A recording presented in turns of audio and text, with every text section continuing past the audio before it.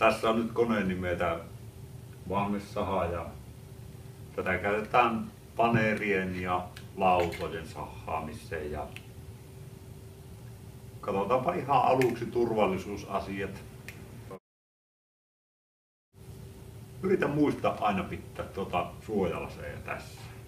Ihan niiden omien silmien takia ja myöskin kuulosuojia, ettei kävisi sillä, että saat tinnityksen tästä koneelta.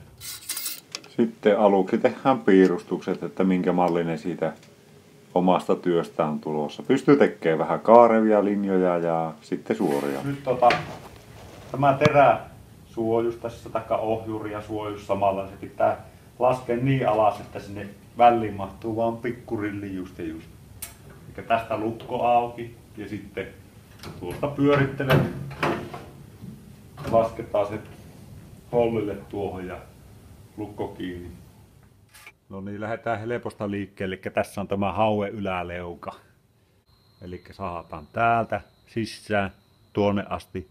Ja sitten varovasti pakitellaan ulos, ettei käy niin, että sahanterä jää tähän kiinni tähän lautaan ja sitten se tippuu tuolta rissalta. Eli pakitus täytyy tehdä todella ajatuksella ja herkin sormin. No sitten on saha käynnissä ja sahaus kannattaa tehdä tosi keskittyneesti ja niin, ettei siinä ole kavereita ihan kyljessä kiinni. Että täys työrauha ja hitaasti sahataan ja varsinkin pakitus tehdään tosi maltilla. Ettei käy niin, että se sahanterä tippuu sieltä rissalta alas ja jopa katkee. Ja tässä vielä kerran. Hitaasti ja tarkasti linjaa pitkiä, nätisti takaisin. Lähtee pieni pala pois ja otetaankin pitkällä palikalla se tuonne sivuun, ettei ole sormet terän lähellä. Sitten tulee kaarevan osan sahaus, eli tehtiin apusahausurat tuolla lailla. Ja sitten mennään sitä varsinaista linjaa pitkin. Hitaasti ja tarkasti. Noin. Ja pitkällä palikalla taas pienet palat siitä. Ohi, ettei ole sormet terän lähellä. Se pitää aina muistaa.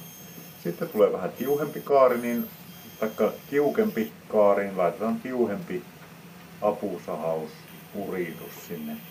Silloin se tiukkakin tai melko tiukka ulkokaari onnistuu tällä sahalla. Sitten on tommonen suora, tai voidaan suoraan sahata tommonen loivempi kaari ilman niitä apusahausuria. Nyt tulee tommonen pieni pala, niin sitä ei kannata kyllä ottaa sormilla, että pitkällä tikulla sen tökkää sitä pois. Työ tulikin valmiiksi ja siinähän on meillä ihan komia hauki. Tuosta poikki.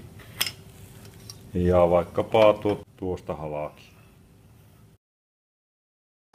No niin, nyt ruvetaan katkaisuhommia. Kädet otetaan tuonne sivulle tuosta terälinjalta ja käytetään tämmöistä punaista syöttökapulaa siinä käsien turvaksi. Ja sillä voidaan myös noita palikoita jämäpaloja ottaa pois. Sitten on halkaisu vuorossa ja tarvitaankin 2 syöttöpalikkaa. Eli alku voidaan ihan paljain käsin laittaa menemään ja loppu sitten tuupitaan noilla kapuloilla hitaasti ja tarkasti. No niin, valmista tuli.